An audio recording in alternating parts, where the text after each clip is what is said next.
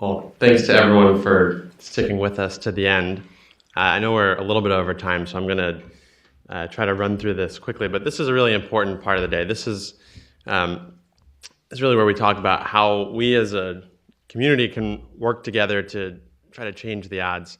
Um, I was really just so impressed by the panel of experts and really all the speakers here today, and just reflecting. I mean, the value that they provided by donating their time of 9 doctors spending the day with us, away from their family, volunteering their time. I think that really says a lot about their dedication. And I think it's reflective of something special about this community. The doctors who treat chordoma patients have such a passion for this disease. And I think that in some ways that is a product of several things, but I think a lot of it has to do with, from what I've heard from doctors, the tenacity and the perseverance and determination of their patients. I think it's oftentimes very inspiring, and certainly Janice's story is really emblematic of that. I mean, the fortitude and the perseverance that she showed is really remarkable, and I think an example for all of us. So, I think that the reason that we're here and the reason that the foundation exists fundamentally is based upon a core belief that together, those of us who have experienced chordoma, those of us in the chordoma community, we can create a better future for ourselves and everyone who's affected by this disease. And it's really up to us to work together to do that. None of us by ourselves can solve the problem. Not a single one of us. But by coming together, there's really strength in numbers. And we've seen over the last 9 or 10 years now that by banding together, by pooling our efforts, by pooling our resources, we've been able to come a really long way. But as we've heard earlier in the day, there's much more to do. There's more work to be done to advance research, to improve medical care, to help make sure that patients get the support and resources that they need. And I firmly believe that each and every person within the chordoma community has something to offer and has a role to play, and it's our job at the foundation to find a way to make that possible. So I want to spend a little bit of time sharing some of the ways that people can get involved. And there are a lot of different ways. The first of which is something that several of you in this room have done. It's serving as a peer guide to others who have gone through or who are going through the experience with chordoma. So we've been running our peer support program for about 8 years now. And we're actually joined by Karen Hermanson, who has been a peer guide since all the way back in 2008, and has for that entire period been mentoring and guiding and supporting 9 other chordoma patients, which is just an extraordinary service. And the relationship that they've built, I think, is really of great value. Chris Stahl, who's joined us from Wisconsin, is going through the peer guide training right now and will be serving in that capacity as well. So this is a really, really valuable way to give back on a one-on-one basis. I know there's some long-term survivors in this room, people who have had chordoma or have been chordoma-free rather, for 20 years or more. And I think that's really encouraging for people who are newly diagnosed or who are going with it, just to be able to share your story and your perspective. So if anyone is interested in participating as a peer guide, or if you would like to be matched with a peer guide, please find Shannon or feel free to email her. Shannon joined us as a patient services manager about 1.5 years ago, and among the many things that you saw on my slide earlier in the day that Shannon does, Shannon manages our peer support program and would be more than happy to work with you to either get involved as a peer guide or to match you with a peer guide. There are also a number of ways to take action, to volunteer. We're very fortunate to have benefited from the help of a number of volunteers in putting on this event, and all of our community conferences have have really been made possible by the work of a lot of volunteers. So volunteering for events is certainly one key way that you can get involved. But we're a small, lean, nonprofit organization, and we have a lot of needs that any business would have. And if we can get those needs met without having to pay for them, that means that there's more money to go directly to research. So, there is a lot more to do than just kind of stuffing envelopes, your kind of typical nonprofit volunteer job. We really tried to make use of people's professional skills and expertise. And these are some of the types of skills that we are in continual need of. We have, for example, a research committee on our board. In addition to the scientific advisory board and medical advisory board, we have a research committee on our board that looks at the kind of business decisions of how we invest our research dollars, how we focus and allocate our resources. Certainly from a fundraising perspective, the reality is that the vast majority of the funds that have supported the foundation have come from within the Chordoma patient community. And it's been really, for the most part, a grassroots effort. Every year we have over 2,000 people from all over the country, all over the world for that matter, who contribute. That number is growing. But to sustain that effort and to grow that effort, we need people to volunteer and help with our development team, to say thank you when people donate, to go and meet with donors who may be on the other side of the country, so that Brea and I don't have to hop on a plane and travel across the country to meet and thank donors. Event planning, writing, you name it. I showed this gentleman, Ingemar Lanevi. He's on the finance committee of our board. He was formerly the corporate treasurer of a Fortune 500 company.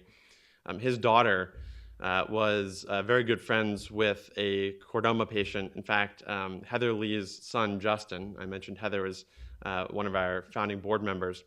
So before Justin sadly passed away, Ingemar's daughter, Sammy, and Justin were great friends. And Ingemar, for the last 8 years, has been volunteering his financial expertise to help us develop and approve our budget every year, and oversee our finances on an ongoing basis.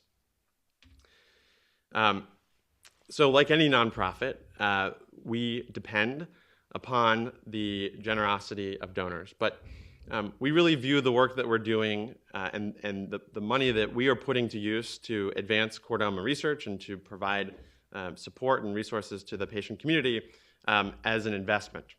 Chordoma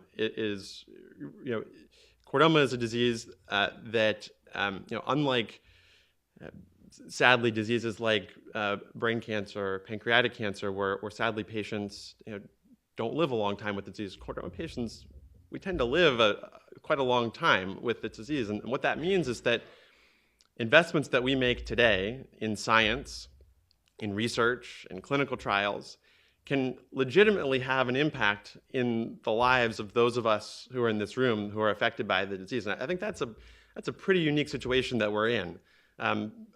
Many patients with various diseases aren't so fortunate that they actually can make an impact on the trajectory of science and research and medical care for this disease. So, a really key way that each of us can contribute to this effort is by investing. Any amount, large or small, makes a really big difference. And I was talking with someone who's been involved with the foundation since really its beginning. He lives in Kansas City. He's done 8 fundraisers for us now.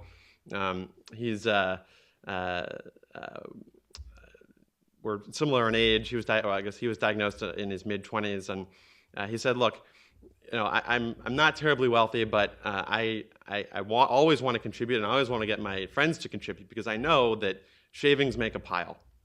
And that really kind of stuck with me. And I think that's exactly right. You don't all of a sudden get a pile, but one by one, donations really add up and make a difference. So why invest? Why contribute? To ensure that forevermore, Chordoma patients don't have to face this disease alone, that there is the resources like Shannon that you can call if you have questions, that there is the peer support program, that there are the educational materials on our website, that there are events like this. And then importantly, to accelerate the search for a cure. And it's not just about supporting research. I think that's a really important point to make and a really important distinction. Our goal is not to support research. Our goal is to cure this disease.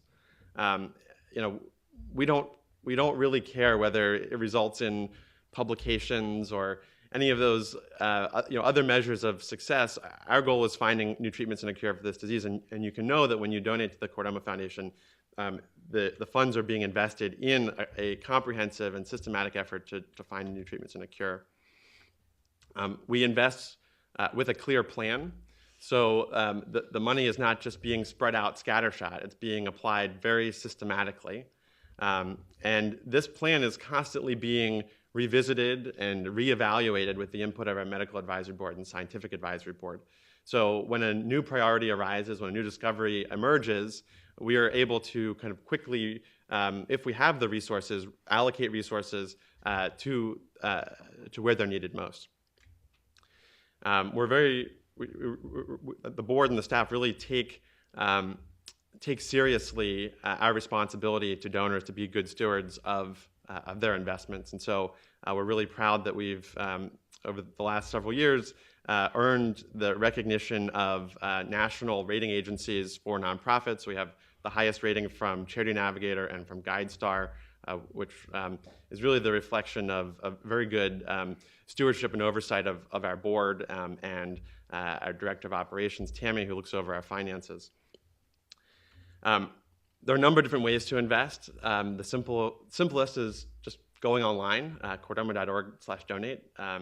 You can make a one-time donation. You can make a donation in honor of someone. But we always try to encourage people to make recurring donations, what we call a perseverance pledge, because really the nature of the work that we're doing, it's not a one-time need. It's not like in the case of the Red Cross where you're responding to a particular disaster. This is an ongoing effort. The needs of the Chordoma community are continuous, and the research efforts involve multi-year projects that we have to be able to commit resources several years in advance. So making a perseverance pledge where you commit to donate on a regular basis, whether that be monthly or quarterly or yearly, that really helps us make the plans, multi-year plans, to be able to invest in the kind of research that's needed to really make an impact in this disease. This time of year, people oftentimes find it attractive to donate stock, appreciated securities. So if anyone has stock that might have increased in value, by donating that stock to the Chordoma Foundation, it's a double benefit. You avoid paying capital gains taxes, and you also are able to deduct the full value of the stock from income taxes. So that's something this time of year that people tend to be thinking about. And then there's a variety of ways that people can make planned gifts to put the foundation in their will, to donate annuities or trusts or life insurance policies. And I show this example of a gentleman, Dr. Youngdahl Song. He actually came to our 2013 community conference in Boston very begrudgingly. His wife and daughters twisted his arm to get him to come up there. And he really wasn't having it, but as the conference went on, I think he really had kind of a life-changing experience and was really inspired and saw that there was such opportunity and potential to make an impact. And Youngdahl is not a man of tremendous means. He was a university professor of all places at East Carolina University in Greenville, North Carolina, which is a town about the size of Rochester. Did not come from a wealthy family. He was a Korean immigrant. Came here basically by himself, but was very frugal throughout his life and accumulated some money that he had put away in a trust that he was planning to donate posthumously to his alma mater, to the University of Pennsylvania. And when he came to our conference, he was so moved that he said, look, what I'm going to donate to the University of Pennsylvania will make a difference, but I'm never going to see it. I want to see this make a difference in my lifetime. And so he actually liquidated the entire trust, which was a pretty incredible amount for us. It was $400,000, and contributed that to the Chordoma Foundation, which really came at a pivotal time and really helped to jumpstart our research a couple years ago, and in large part has helped us get to the point now where we have these number of clinical trials that are coming to fruition. So not everyone is in a position to do that. I certainly understand. I'm certainly not. But I and everyone on the staff and everyone on the board does contribute. I think that really speaks to the fact that this is really something that we're all incredibly passionate about. Many members of our medical and scientific advisory board contribute as well, and I just want to recognize Dr. Yazemski. I think this kind of speaks to his character. Dr. Yazemski was about 3 years ago honored by his colleagues at the American Academy of Orthopedic Surgeons with the Tipton Leadership Award. This is an award given nationally to a member of the society who's exemplified tremendous leadership. And I think for all the reasons that you've heard described today, Dr. Zemsky was clearly a deserved recipient of that award. But with that award came the ability to make a contribution on behalf of a nonprofit. And the way that we found out that Dr. Zemsky had won this award is that a $5,000 check showed up at the Chordoma Foundation. And later we tracked it down and realized where it had come from, and that just really meant the world to us, and I think really spoke volumes about Dr. Yazemski's commitment to the cause and to this community. So in addition to contributing ourselves, all of us are connected with friends and family, many of whom who want to help in some way. Sometimes that help can be overwhelming even, but a really valuable way that people's friends and family can contribute and can be a part of the solution is by contributing to a fundraiser. And so these can be really fun events. This is a family in Maine. Dr. Chris Kuhn is a radiologist who was diagnosed with a sacral chordoma about 10 years ago. He's a really avid bike rider. And he and his family and some buddies started an annual bike ride. They actually started, they've now started 2 bike rides. The first bike ride they started got so large, I think it's got like 900 people that attend now, and it's called the Not Dead Yet fundraiser. It raises money for the local cancer center in Maine. But he was so successful at that he started a second fundraiser specifically for the Chordoma Foundation, the Uncommon Grand Fondo, and it's a really a fun time. They've done it twice now, and they ride up on Mount Desert Island. I don't know if anyone's been to Maine at the end of August, but it's a gorgeous place, a gorgeous time of year, and everyone has a wonderful time doing it. And by the way, he raises $20,000 or $30,000 every time, and that's a really substantial amount for an organization like us. Here's another family from Chicago. Mick Potempa was diagnosed with chordoma several years back. This is his surgeon, Dr. Gallia from Johns Hopkins, who was able to do an operation that no one thought was going to be possible, that much like we heard here at Mayo, there are some chordomas tend to be located in really high-value real estate in places that just a lot of doctors, even very experienced surgeons, can't get access to. But Mick was fortunate to find Dr. Gallia. I think he and his wife Noreen would credit that to the foundation, and was just so grateful that he's decided Mick and Noreen have decided to dedicate themselves to giving back, and have hosted 2 really successful 1 in a million benefits. The most recent of which was just about 2 weeks ago. And they set a fundraising goal of $35,000 this year, and they actually surpassed it. They raised $40,000. So we're just tremendously grateful to the Potempas and to Dr. Gallia, who actually came all the way from Hopkins to Chicago to speak at their event. This is also a pretty remarkable story. This is someone who's become a friend. His name is Steve Mandel. He was diagnosed accidentally or incidentally after he got in a car accident. He was in a hit-and-run car accident and had broken leg and fractured spine, was treated at Sloan Kettering, and when they were putting him back together, they noticed that he had a tumor in his sacrum, which of course after he recovered from the car accident had to be removed. He had a really tough time. Was in the hospital for many weeks and basically had to relearn how to walk. So Steve, as you can tell, is pretty active guy, and he was determined to not let the tumor get the best of him and to become active again. So he went from not being able to walk to now having run 3 or 4 half marathons. And the last 3 years he's been running on behalf of the Chordoma Foundation to raise money, and has been extraordinarily successful. I believe in total has raised almost $100,000 now. And again, just has a really tremendously fun time doing it.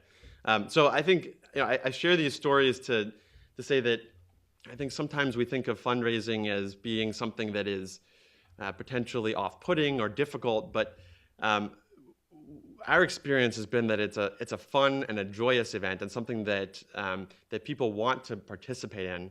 And the great thing is that there are some people in the community, some of whom I've shared, but a long list of others who have done this, who have been successful at it, who have done it 3 or 4 or 5 times now, and who can kind of show you the ropes. And so if anyone is interested, we'd be more than happy to connect you with others who have been successful in that regard.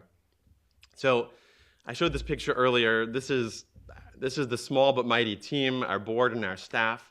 But really, our team is much larger than that. We have dozens of volunteers across the world. Our medical and scientific advisors donate and volunteer their time.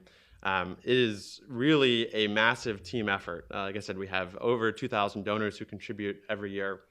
But the more people who join the team, the more people who contribute in whatever way they can, the stronger we become and the faster we can move. So we really welcome all of you to take part. The way I look at it is, eventually Chordoma will be cured. There's no doubt about that. The question is, how long is it going to take? And that is within our control. We don't know exactly the path, but I think we have tremendous guidance from the world's experts, and we've made an extraordinary amount of progress thus far. So the more resources that we have coming into the organization, the more talents and passion and energy that we can focus on this problem in a systematic fashion, the farther we're going to get and the faster we're going to get there. So, like I said, I view our job as harnessing the collective interests, talents, passion, resources of this community, and focusing them in a systematic way, in a strategic way, on solving the problem that we all want to solve. So it's our job to be there to help everyone in the community do that. And I'm really, really excited that we've just welcomed on the newest member of our team, Brea McCormley, who just joined us about 6 weeks ago and is here to be that person to help everyone in the community become a part of the solution. So I'll welcome Brea up here to introduce herself quickly.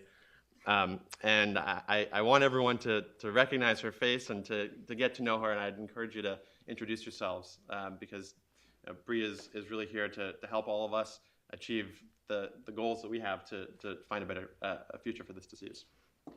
Hi, I know we're already over time, and so I'll keep my brief remarks even quicker. But I just want to let everyone know that if you have questions or if you want to figure out how to get plugged in and more involved, that please talk to anybody at the foundation. We're all here to support you. We're all resources for you. And so just you contact us after at the reception afterwards, or reach out after the conference, and we'll be happy to connect with you and figure out how to get you plugged in. Excellent. Thank you, Brea. So we're all very approachable. Please talk to Brea, talk to myself, talk with Shannon or Megan or really anyone on the team. Call us anytime, day or night. Tweet at us. Send us a message on Facebook. Carrier pigeon, whatever you want. So I'll leave it there and turn it back over to Dr. Peterson and Dr. Zemsky. But before I do, I want to give a round of applause to them and to all of the faculty members who contributed today. It's really an extraordinary contribution, and we very much appreciate it. So thank you.